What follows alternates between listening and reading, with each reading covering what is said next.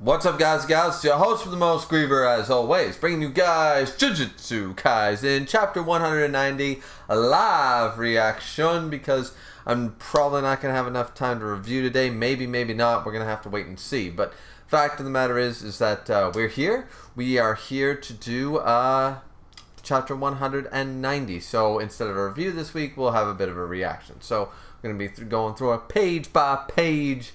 And let's get right into it. I imagine that this will be the official end of the Hakari versus Kashimo fight. I could be wrong, but I said 189, 190, and I think this will wrap it up pretty nicely. So, especially with the big explosion at the end of the last chapter. So, all right, let's see. So, first page we have drip, drip, drip, an explosion in the sea. Hakari and Kashimo, who will come out on top? And now the rain coming. I think that's from the explosion in the sea, and now it's like, you know, all the rain coming down. I don't think it's actually raining. It could be, but I think that's just from the major explosion that happened, which I'm still a little unclear how the explosion technically happened, but okay. Because, like, he was conducting the water the entire time, so it was electrified water and stuff, but that wouldn't cause an explosion, so I don't know how he necessarily caused an explosion with his electricity, but is what it is. Chapter 190, Tokyo, number 2, Colony. Okay, so it's raining down, and oh, we got little mini panda. It's mini panda. Hi, little panda. It's Panda Man. Panda Man. There he is. And yeah, so I was right. So we see this huge explosion happening in the sea, and it's just all the rainfall is in effect. Hakari, says little panda, and walks forward. Panda notices. Oh shit. Oh. That's somebody's hand, and by Panda's expression, I'm going to assume that's Hakari's. And then everything's settled, and boom, the hand comes up. The hand comes up, and Kashimo, who seemingly has both of his hands. So yeah, that was likely Hakari's hand. Okay.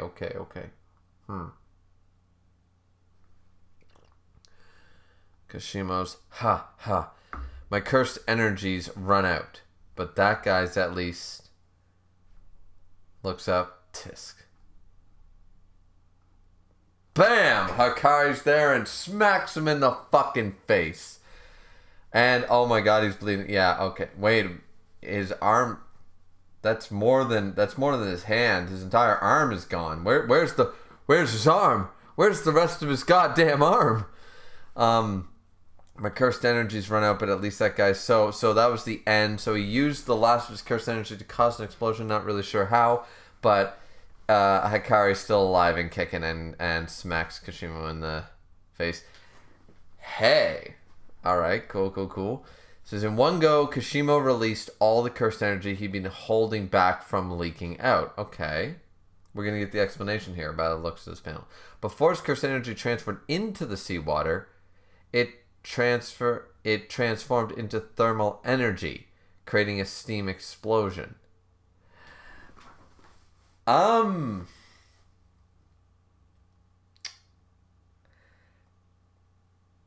That's not really how that works. As far as I'm aware anyways, you're going to create steam, sure, but not a general explosion. Not the way that was depicted, I don't think that works that way. This is assuming, of course, the cursed energy is acting purely like straight voltage. I don't think that's because by that logic, then steam energy should have been happening all the time. I mean, you could argue it's sort of acting like a rheostat, and like instead of like dialing it up gradually, you just boom and hit it at 11. Maybe that's true. I'm not once again, I'm not a scientist. I'm just an electrician, but I don't think it would do exactly what they're saying. But once again, maybe it would. Once again, I'm not a chemist or a scientist in any regard. I'm just an electrician, and I do know a little bit about seawater, working on the coast and on ships. You know, as an electrician, I know what seawater and electricity do to each other, and a steam explosion is not exactly on the high lists of things that I worry about in my safety reports. But once again, maybe there's something to it. I don't know. So Kashimo's lying on the ground. Hakari has lost most of his arm by the looks of it, and that hand seems to be the only remaining piece. But once again, he could just reverse curse technique himself once he gets another jackpot. Ha ha ha. Well, what the hell? You're supposed to be in pieces right now. And Hakari says, you didn't want me to expand my domain again no matter what. Of course, it's like Toto. Toto needs his hands to do boogie woogie, which bullshit. Like, once again, I don't know why can't he use the stump and use boogie woogie. Like, that the whole, there is a bit of a problem I have with Jujutsu Kaisen as a whole with not being able to use a curse technique because you don't have hands. Like, with all the binding vows and heavenly restrictions and all the other bullshit that goes on, you're telling me that, oh my god, if I don't have all 5 fingers on both hands, fucking can't use curse techniques anymore. That's, I've always found that, like, it takes me out of it. So yeah, I mean, but we're going the Toto route with this one, is that without a hand, he can't expand his domain, of course, because he's got to do the, you know, whatever he does. Because it would have been a probability change next. And there's a note, hitting a sudden jackpot in time reduction mode guarantees a probability change in the next round. Oh, okay, yeah. So basically, he would have been invincible again. I'm assuming that's what they're saying. So even if I survived the explosion, you'd make sure to take out my arm. Ah, that's why he grabbed hold of the arm. He did it so he could take out the arm, so he can't use, to keep me from making the hand seal. To make the hand seal to make his domain expansion. He's got to do this to make a domain expansion, which that is, I guess it's taking it from being broken, like I can't just walk up domain expansion. Like if I lose both my arms. But by this logic, Hakari cannot use his domain expansion without his hands. In the same way that Toto can't use. And I have a bit of a problem with that. I never liked that idea that, oh my god, so Star Wars characters would suck at keeping domain expansions, or Bleach characters, because constantly getting their arms cut off, like all the time. It's like, so Yamamoto, no domain expansion for you, you know, like, so yeah. I mean, fair enough, but I feel like there should be another way to release it. I don't know. Maybe it's just me. Maybe I'm bitching. But to keep me from making the hand seal. But Hakari is standing there with one less arm, still looking like a boss, and says, so I sacrificed my left arm. That way I'd protect the rest of my body. Wait, he sacrificed it, but he grabbed hold. Let's see. We're going to get an explanation from Kashimo. It says, so he used an impromptu binding vow, sacrificing his arm to transfer the cursed energy. Oh, okay. So before he could blow him up, he used a binding vow and said, all right, there goes the left arm, and I'm going to shield my body with all the power I've got.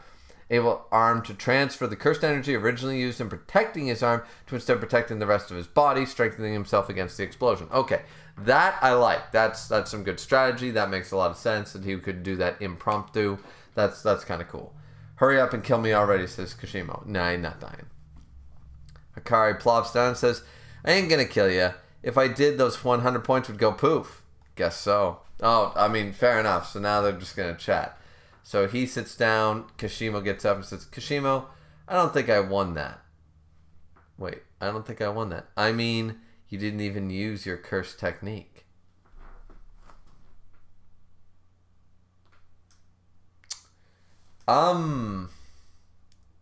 Wasn't... He wasn't using something unique, but neither technically does he. I mean, Yuta's is copy, I guess. I always thought the electricity was his curse technique in a way. Like, being able to manipulate cursed energy in a lightning-based form was his curse technique. According to him, he didn't use it. So now Hakari is saying that Kashimo didn't go all out? Let's see. You're already incredibly strong with just your manipulation of cursed energy and its special property. Oh, we're going back to the special shit. So the idea of manipulating cursed, the way he's been manipulating cursed energy and applying the special property of lightning is just his own, because he's so good with cursed energy. He's sort of like Yuta. He's a prodigy. He's a genius. He's able to manipulate that thing like it's his bitch. So wait a minute. That means, and he never used to. Wait a minute. How do you know? Oh, so I was right. It was just my intuition. Oh, so wait a minute. Hikari just got the information out of him. Let's see. Kashimo says, it's because my curse technique... So he does have one. And it's not the lightning shit. Wait. Can only be used a single time. And I wish to use it against only one person. Sukuna and nothing more. Okay. This raises a lot of questions. Number one, does he have a domain expansion? Just straight up, does he have one? And number two, his curse technique can only be used a single time. Does he mean a single time in one battle? Or is it a single time like Ichigo's final Getsuga Tensho? It's like, once I use it, I'm done. That's it. That's all I got. Or by using it, does it sacrifice the user's body? Is his curse technique that crazy? And he's saying he's going to use it only against Sukuna. This raises a lot of questions. But I guess this means that Hikari, technically though, with the immortal body, I don't think anything would actually be able to kill him. Well, as we said, he's not truly immortal because he would blow up the brain quick enough, but interesting. I wonder if Kashimo could have won that. Hikari's claiming an L. Fair enough. But he says, let's make a deal, Kashimo. Oh, are they going to start working? That would be awesome because a lot of people like Kashimo. I like Kashimo. That would be pretty cool if Kashimo joins up. That'd be pretty cool. Hikari, Panda. Oh, Panda's here. Oh, you're looking pretty cute too. Oh, Hikari just walking off like it's no big deal. His arm's gone. Kashimo's following. Great timing. This guy's with us now. Oh, okay. So we didn't see the deal on screen, but apparently he made a deal with him. Panda says, huh? Kashima says, I ain't doing this for nothing, you know. Yeah, I know. You sure are persistent, says Hikari. What? Why, says Panda. Let him fight with Sukuna. That's what he wants anyways. Huh? It's not a problem, right? Of course it's a problem. A Kohai must obey the commands of their senpai, right? I suppose so. Panda does have to listen to Hikari in that regard. But let him fight with Sukuna. That's what he wants. I mean, that is a bit of a problem, but I guess Hikari's got an idea. I'm sure he's got a plan, or maybe he doesn't give a fuck, because realistically, what does he give a fuck about Yuji? This just makes sense. Kashima's so powerful. Why not get him, deal with Kenjaku, then deal with Sukuna, right? I've got somewhere to go. You two wait here. Wait, Hikari's going to leave Kashima with Panda, and he's going to go somewhere? Huh? No, wait, it's scary. Don't leave me alone with him, says Panda.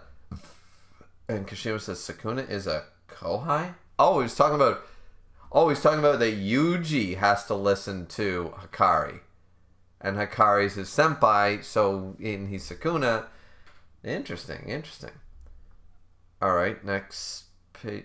A player has added a rule to the Culling game. Oh, with the 100 points. Rule 10. Players can give any amount of points they want to another player. Wait, couldn't they already do that? Couldn't they already do that? Players can give any amount of points they want to... Oh. Wait, how does that work? Players can give any amount of points they want to another player. But it was already... How else would he say, Kashimo, give me your 100 points? Didn't they already do that? I'm going to have to reread the rules. I'm probably wrong, but that seems weird. Why are you back? Oh, it's old Charlie the French guy who looks stupidly old in the next panel. He looks like he's 50. Or rather, what happened to your arm? Don't worry about it. It'll be fixed later. Oh, so he's going to use... It'll be fixed later. How is he... Wait, he can't activate domain expansion without his arm, according to him. So he can't use reverse curse technique, so he can't heal his arm. He's got to go find Yuta. Yuta can heal him. Oh, okay. Is it... Oh, that would be cool. Hakari and Yuta teaming up. Oh, baby, I'm there for it. Is it really fixable? Either way, what are you back for? There's something I forgot to ask you. If you're here for life philosophy, don't even bother. I learn everything important from manga. But doesn't it feel nice to go on a rampage sometimes, says Hikari? Not everything needs you to talk it through to get the right answer. This is a quote from the manga Tough by Tetsuya. Tough. I think I read some of Tough. I feel like that's an old one. I just want to look that up really quick. Tough manga. I feel like that's like an 80s manga or something. Yeah, Tough. Tough. It's from... when is it from? It's a Japanese martial arts manga that started in 1993. Okay, not 80s. Yeah, it looks familiar. I don't think I read much of it, but yeah. The way you kill is the way you live. I guess it's like that. So let's see. What's it called? Huh? What do you mean? Your manga. Tell me the name. I'll buy it and take a look. Ah, that's actually a nice move on Hikari's part. That's actually nice of him. Charles says, maybe you've misunderstood. I'm a newcomer who hasn't even debuted yet. I've never published any Tonkabons. Hikari. What? Won any awards? Not yet. Bullshit! Please, that hurts. Oh, now he's pissed. Okay, that's kind of funny. What are you doing? What's a newbie worrying like that for? Go draw. It's the time for killing each other is over. Just imagine you've already been killed and get yourself drawing. That's easier said than done. Oh, Hikari's mad because he's like, listen, you haven't even seen the world yet. Like, your manga didn't fail or anything. You haven't even gotten it out there. Get fucking working. Get drawing, you son of a fucking whore. Jesus fucking Christ. That's what he's... Yeah, Hikari's doing the tough love thing, but he's not wrong. He's like, you stupid adolescent piece of shit. Would you get off your ass? See that? See that table? See that table? Are you dead? Are your hands work? Great. Get fucking drawing. Start drawing. Draw 50 pages. Draw 100 pages. Keep drawing until your fucking fingers bleed, but you keep drawing until you make it. Make your manga, bitch. Jesus. Yeah, I like Hikari. Hikari got the right of this. Let's see. Hikari-kun. Oh, shit. It's our resident witch girl. Nishimiya? Whoa, a magical girl. Sorry, let me be blunt. Did you get 100 points yet? Oh, I've got the real thing. Let's see. Step 1 is done. Allow players to transfer points to prevent curse technique removal, death. Wait. Are you saying that Rule 10 just got added in the interim? Like, this was happening before? Like, we're supposed to... Oh, okay, I think we needed some time code shit for this. So, they're saying that Rule 10 just got added, but Rule 10 because Yuji was already... Okay, I'm totally... So, Yuta using his points, none of that shit has happened yet. That's what I'm gathering. Okay.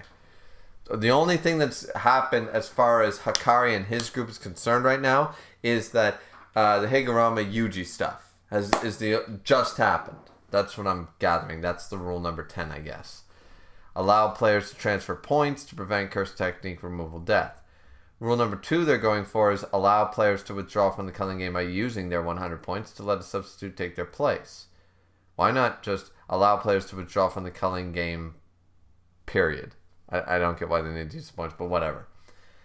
To rescue victims of the culling game. I don't know why they need to, why would they make it so high? Why would they make it 100 points? Why wouldn't they say to allow players to use 10 points? You know, I don't get why they're trying to do... Rule number 2 seems dumb to me. The 4 rules we're preparing to add are: number 3, disable the jamming of electrical signals in the colonies. This makes sense. To understand each other's colony situation before adding part 4. Part 4 being, allow free entry and exit of the colonies to rescue victims of the culling game. I feel like rule number 4 needs to be added like right away. Like that shit should be added like pronto. Maybe that's just me.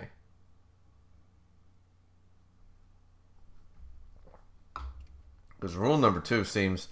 Why the 100 points thing? That's weird. Alright, so she says, we can delay 3, the one that establishes communication between colonies. Why is that? Huh? Isn't that necessary for 4? Why? Why would that be necessary for 4? There was even a really dangerous guy here in Tokyo number 2.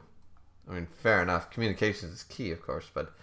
Let's see. Maki-chan can enter and exit the barriers at will. Oh.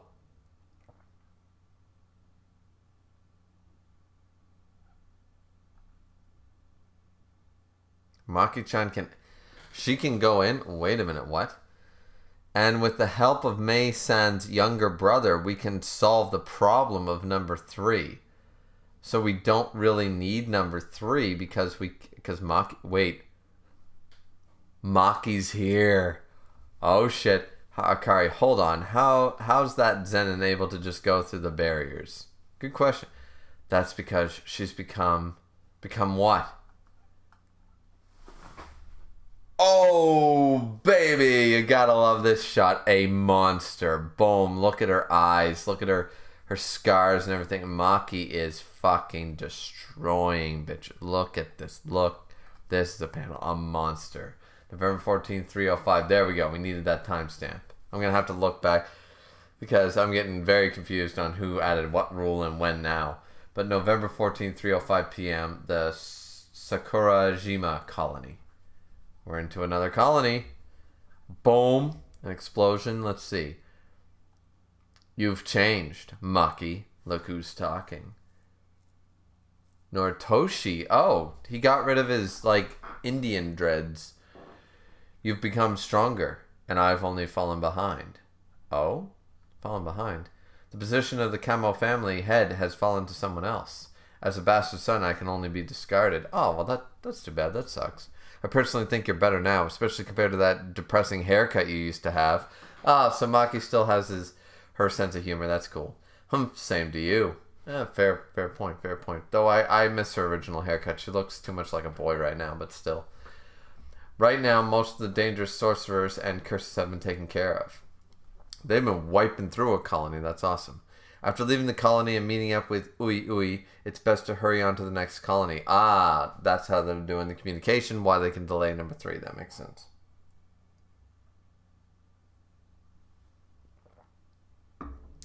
Let's see. That guy was involved in my personal affairs before. You sure it'll be alright? Those 2 siblings are famous for scheming, after all. Oh, Maki's not pulling any punches. I think they call it diversifying risk and making upfront investments. What the hell are you talking about? Doom. Oh, shit. Maki shock. Wait a minute. I don't care about, the camo boy. But Maki being wide-eyed what? Yo, I'm Kogain. The deathmatch known as the culling game is underway inside of this barrier. Once you step in, you're a player too. Knowing that, do you still want to enter the colony? Shut up. What the fuck is this? What entered? Or I'll kill you. Eek. It's a worm. An unknown curse descends. And that's the end of chapter 190. Okay, well... Okay, yeah. So, that's a thing. I feel like this curse... This is reminding me very much of the Toji worm. Right? Am I crazy? Or is this looking a lot like the Toji worm? So, I don't know. I don't think it's Toji necessarily. But a lot of people have been saying that certain characters are going to come back in a form of a curse later on in the series. Maybe this is one of them. I don't know. I'm sure people have better ideas or better theories. But right now, all I can think of is the Toji worm. The curse that he had. Maybe just because it's worm form. I don't know. I don't know if that's the thing that's lending me towards that idea. But wow. Okay. Okay. So we're going to follow Maki now. All right. All right. Cool, cool, cool. And clearly this stuff is happening before certain events in the Sundai colony. So I guess we'll have to wait and see what happens next chapter, ladies and gentlemen. That's the end of my reaction. That was a fucking great chapter. There was a lot of shit going on. There's a lot of things to talk about, and there's going to be a lot of theories, I'm sure, coming out this week for a number of reasons.